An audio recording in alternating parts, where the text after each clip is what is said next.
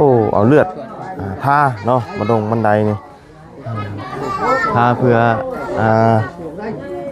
บอกพี่น้องเลยเนาะทาเบิดพี่น้องเลยเนาะโอ้แกได้ย่องขึ้นเนี่ยเนี่ยยังว่าเจ๊จ่าเต้ขึ้นเชื่อดินก่อนญาติก่อน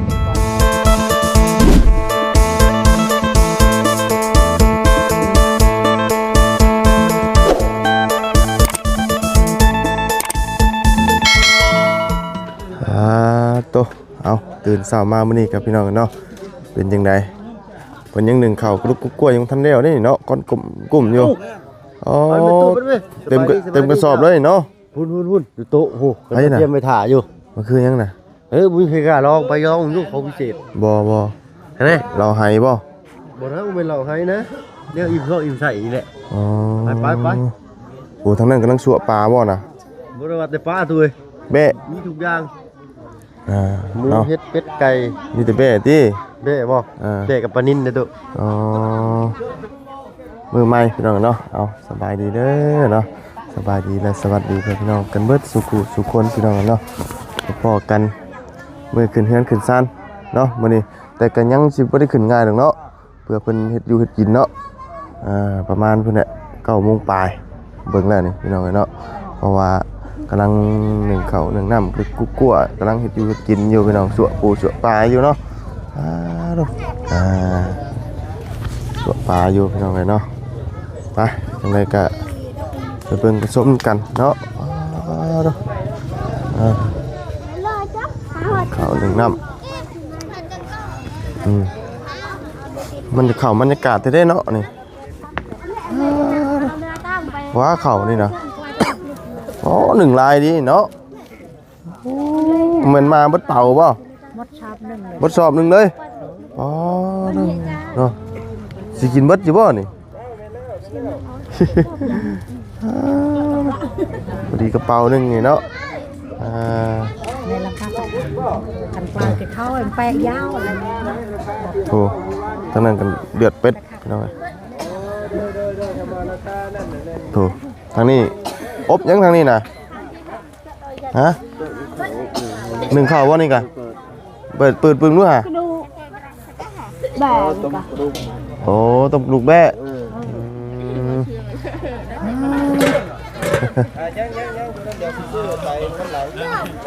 ไปเลยจะหลอกเนี่ยหลอกเนี่ยไป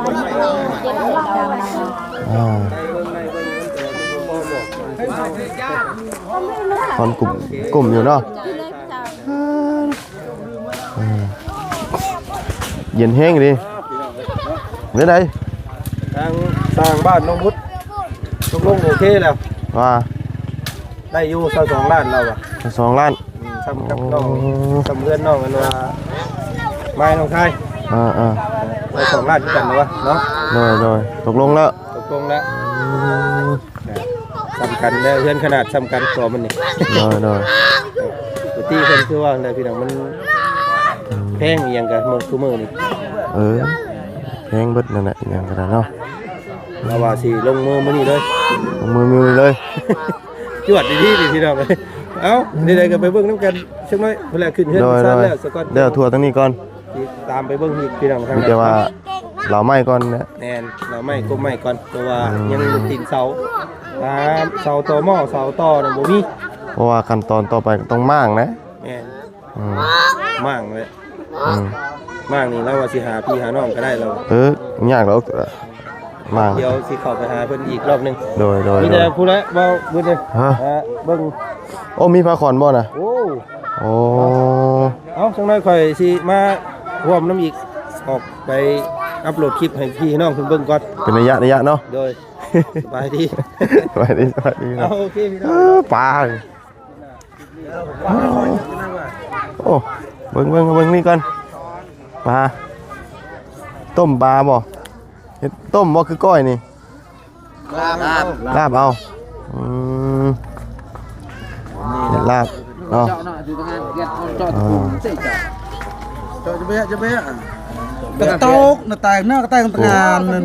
ไปมาเบะกระตกเลยมาจังไหนที่จ้องปางเลยเจ้าเนาะ อันเฮ็ดอันจ้ำบ่นี่น่ะ tầm gió nó thế à mà phải chăm hít จำ hít câu đây này โอ้ต้องเนะใช้ข้างเน่บ่โอ้ tao tao là tê tao kì thế tặng này tao tao cái lời giờ kích này mày người cho tê นับใส่ข้างเน่เนาะให้มันคู่กันชั้นบ่ได้ได้ญาติกันเลยเนาะ cái nhà cằn này cằn không ăn ที่กับคนคือกัน เนาะตัวนั้นนี่ฮะ อันนั้นพี่คนได้นี่ พี่คนว่าตัวนี้โอ้ตัวนี้บริย่ำตัวนี้เนาะ จำเข้าปากตัวนี้เด้อเอา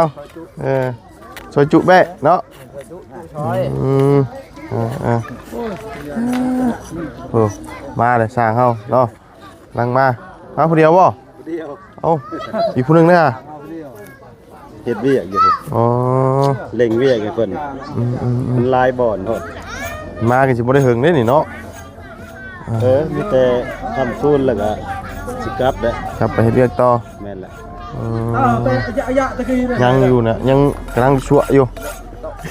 ใช้อาเจียงเลย กูเชิญคุณบอกจะไปใช่กี่นี่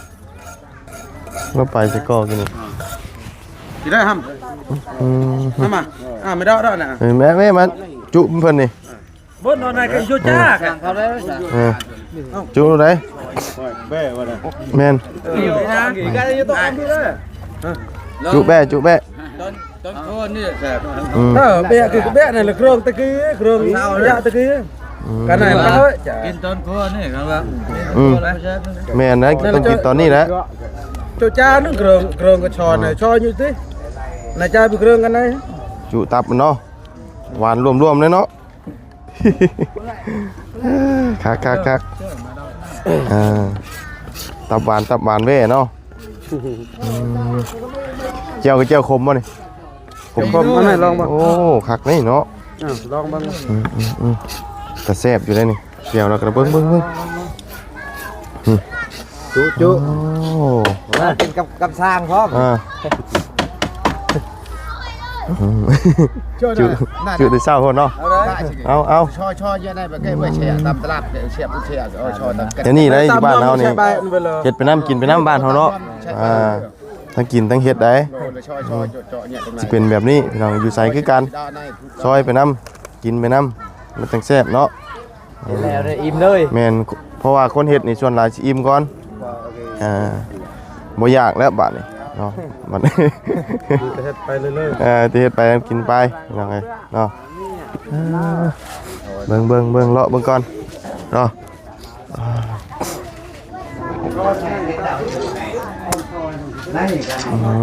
เบิ่งทั้งเทิงก่อนพี่น้องเอ้ยโอ้เบิ่งทั้งนี้ก่อนฉันเฮ็ดปล่อยอยู่แท้มื้อนี้เนาะสบายดีโอ้น้องบุญนาก็มาเนาะหากก็มาบ่เจ้าน่ะ โดยหักก็มากับพอ หากก็มาก็พอ2คนบ่ 3 คนกับ หนาวเลยเนาะขี่รถจักรมาเย็นจ่อย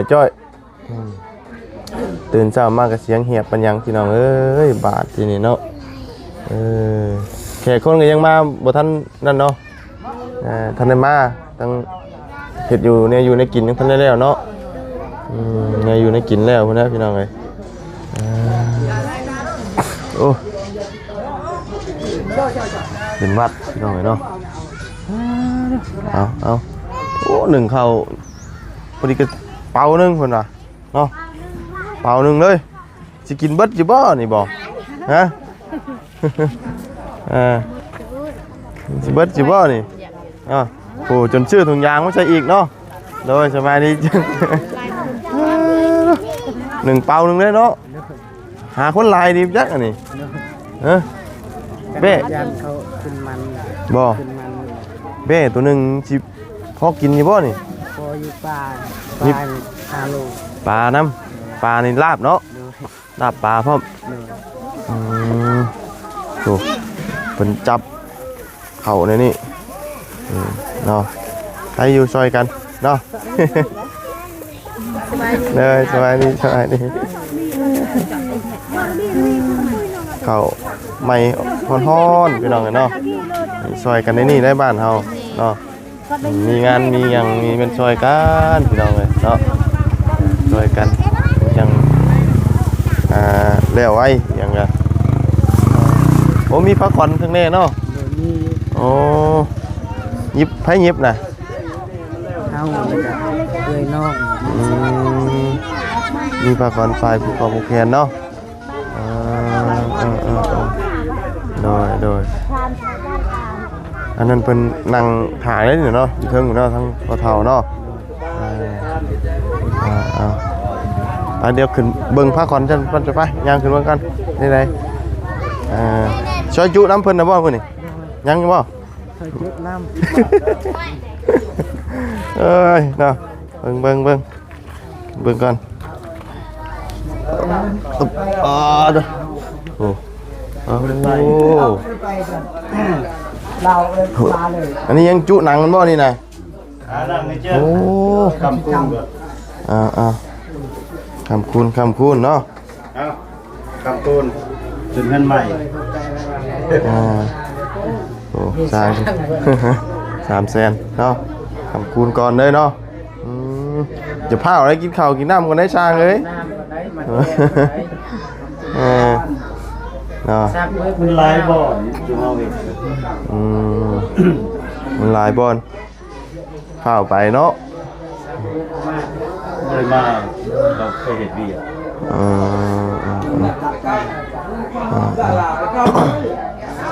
บริมีพระคอนเนาะเป็นฝ่ายผู้แทนตั้งให้ซื้ออันนี้ยังแค่นี้นะ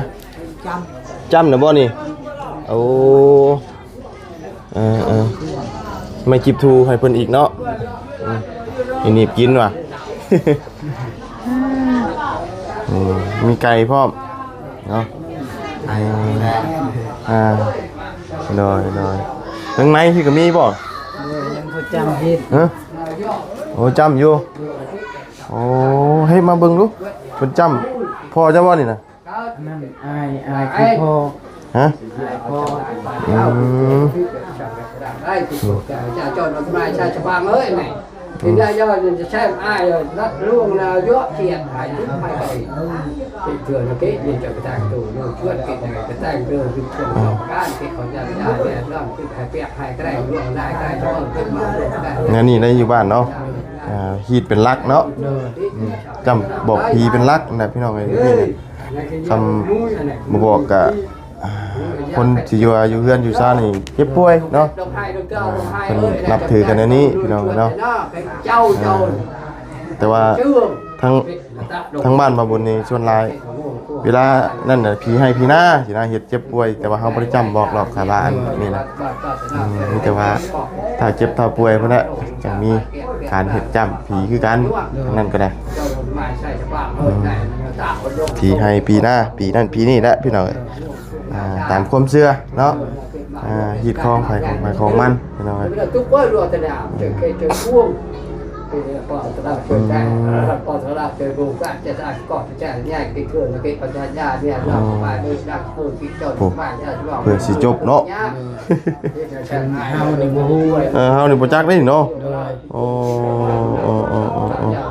โดยเดี๋ยวแล้วบ่พดเสาว่าวันนี้มีน้ำมีเหล้าบ่อ๋อเฉพาะน้ำเนาะ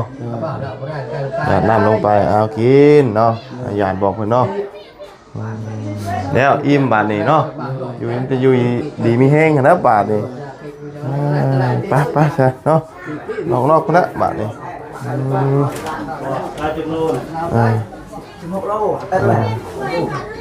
16 โลล้านหา ฮะจุแม่บ่เอาโดยสบายดีบ่กินก่อนเด้อกินก่อนเด้น้อยกินเนาะ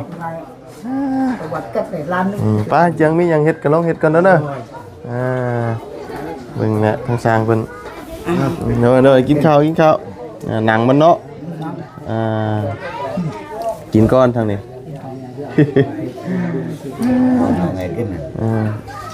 เอาหดก่อนบ่ทางนี้เอา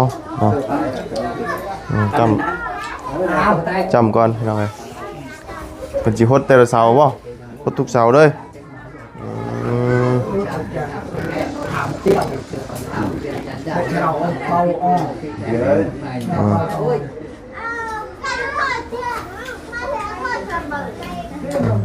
ฮดเสานี้พร้อม และอยู่นำเราท ที่เอายันยา ำกับตะกี้รู้ค่ะ เนาะฮดแต่ละเสาวิธีเนาะต่างกันเด้ เนี่ยเขาดาว ไปลงก่อนบาดนี้ แกนยก อึ๊บ ตัก โอ้เอาเลือดท่าเนาะมาลงบันไดนี่ท่าเพื่อบอกพี่น้องเลยเนาะท่าเบิดพี่น้องเลยเนาะ โอ้เลือดท่าตั้งแต่ทึ่งมากเนาะทั่วเบิดพี่น้องเลยเป็นหีบเป็นคลองวันนี้พดตั้งแต่ทึ่งจนหอดข้างล่างเนาะเอา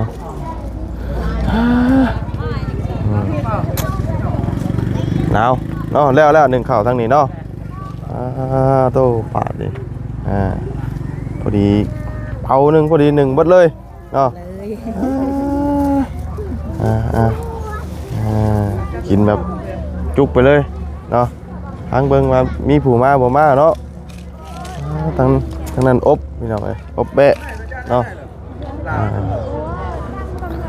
เอายังอีกเครื่องเติมอยู่ดอกพี่น้องเอ้ยเนาะเพิ่นเช็ดอยู่เฮ็ดกินแล้วเพราะว่าเพิ่นเฮ็ดกินช่วงเช้าๆเอาเนาะกำลังหั่นกำลังซอยหัวกระปางมันนี่ก็เป็นต้มเนาะ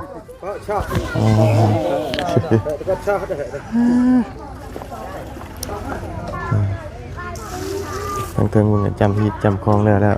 นาะตอนนี้แหละเราเบิ่งน้ำกันเนาะวิธีแต่ละหม่องแต่ละบอลแต่ละเจเนาะกะสีแตกต่างเนาะแตกต่างกันเบิ่งอีกเบิ่งวิธีเราอีกยิ่งย่อยพูดอีกอยู่เด้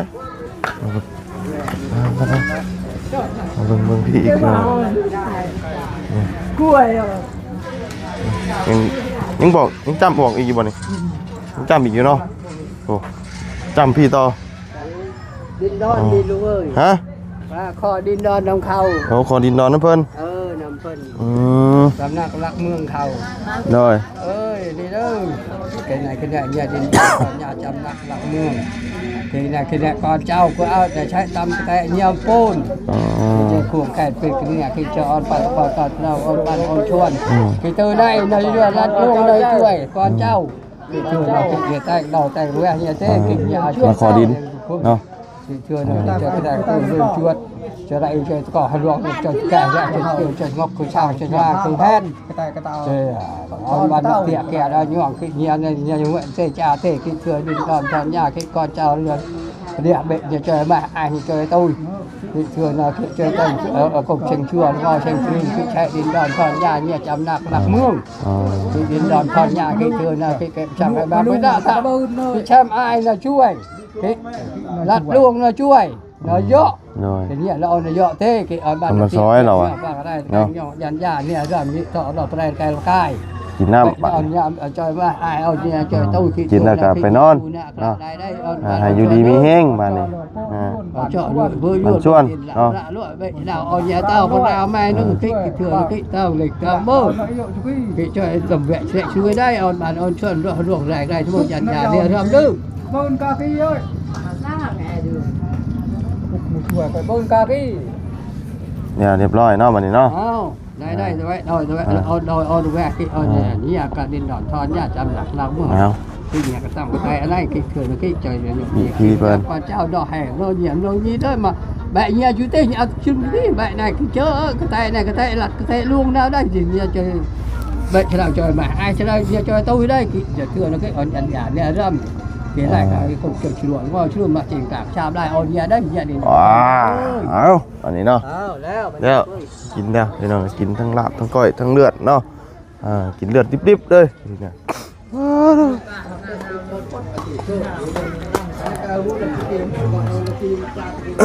โอ้ยยังบ่แล้วพี่น้องเนาะกำลังหั่นปูหั่นปลาอยู่เนาะ บรรยากาศช่วงเช้าๆเนาะไปซะพี่น้องเนาะจังไดก็พบเจอกันใหม่พี่น้องเนาะคลิปนี้ก็สิขอลำลาก่อนพี่น้องเอ้ยเดี๋ยวพอเจอกันตอนพุ่นน่ะเพิ่นเฮ็ดเดียวเฮ็ดหยังพุ่นน่ะเนาะเพิ่นจะเพิ่นกะเกียมของอยู่ของกินเนาะพุ่นน่ะปากต่ำอยู่อีกครึ่งเติบอยู่เนาะเพื่อเฮ็ดอยู่เฮ็ดกินแล้วเพื่อลาบเพื่อก้อยแล้วหั่นปูหั่นปลาอยู่เนาะแขกคนก็ทันได้มาเนาะโอ้หนาวพี่น้องเนาะไปแล้วจังไดก็พบเจอกันใหม่เนาะสบายดีเด้อพี่น้องด้วยสิบุญสุขคนบ๊ายบาย